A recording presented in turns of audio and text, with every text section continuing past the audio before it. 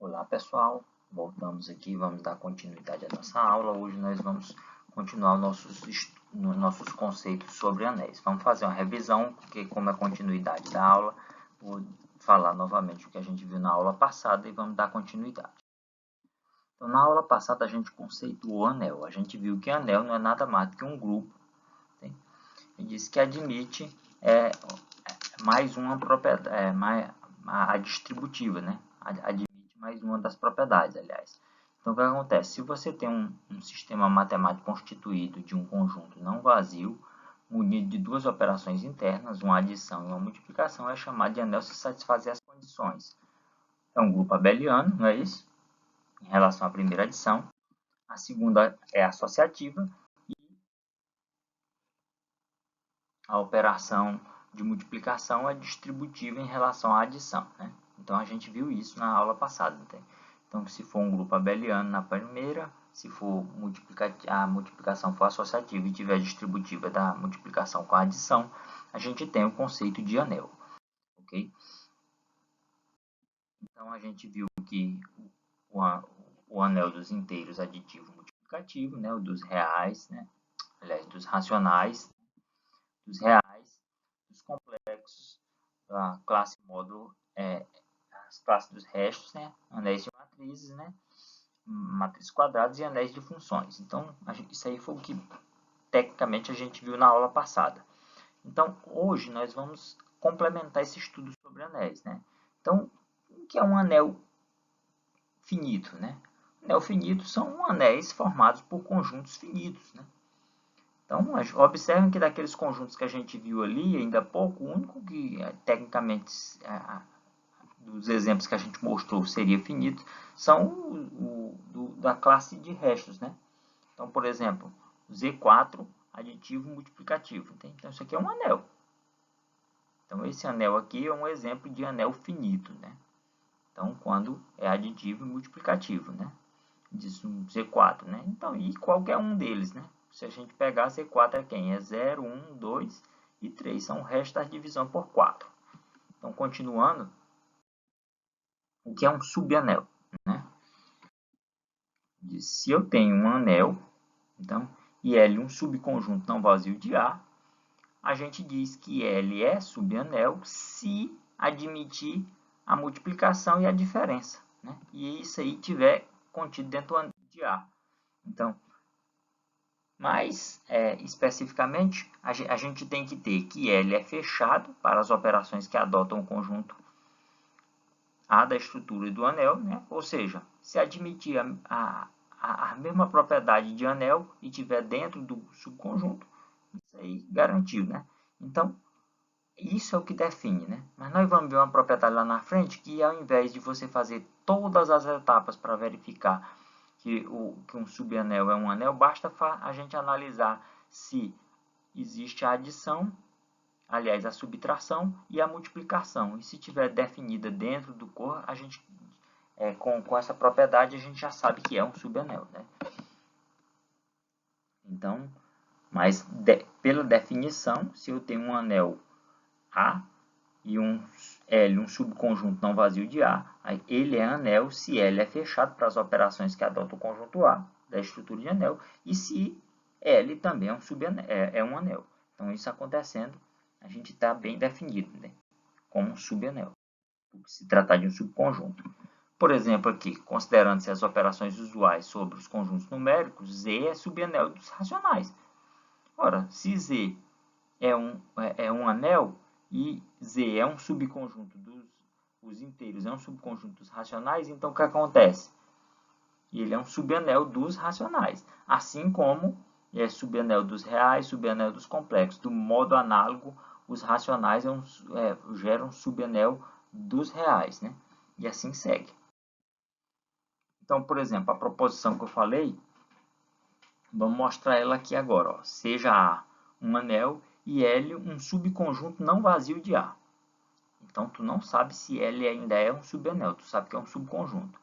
Então, L é um subanel se para qualquer A e B desse conjunto L valer a diferença. Se tu pegar A menos B e ele estiver dentro de L, beleza. Então, caracteriza a primeira parte para ser subanel. E se tu tiver o produto, também. Ou seja, isso é o que caracteriza a questão. Por essa proposição, você tem toda uma facilidade para poder encontrar o que é um subanel, ok? Então, o que é um anel comutativo? Tem anéis comutativos. Diz, seja A um anel, se A multiplicação goza da propriedade multiplicativa, para qualquer A e B pertencente a A, então disse que A é um anel comutativo. Então, observem que a primeira operação, que é a adição, ele necessariamente já tem que ser comutativa, porque o que é que a gente definiu? Quando a gente define um grupo abeliano, eu estou falando que é um grupo que admite a comutatividade, né? Então, ele é associativo, existe elemento neutro, simétrico e admite a comutatividade. Então, para adição. E aí lá eu defini que tem que ter a multiplicação, não é isso? Então, se a multiplicação admitir a comutatividade, então nós temos o caso de um anel comutativo. Por exemplo, um grupo que não é um anel que não é comutativo, os das matrizes quadradas, né?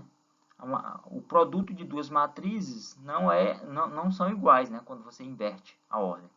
Então, as matrizes elas não são comutativas, então necessariamente elas não geram um anel comutativo. Então, para que um anel seja comutativo, nós temos que ter a segunda operação.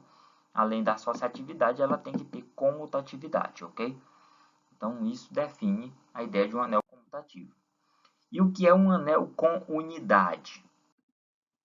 Então, observe, seja A um anel, se A conta com o elemento neutro para a multiplicação, isto é, existe um elemento neutro lá na multiplicação, tal que você pega esse elemento e multiplica com o elemento neutro, vai dar igual ao próprio A, né?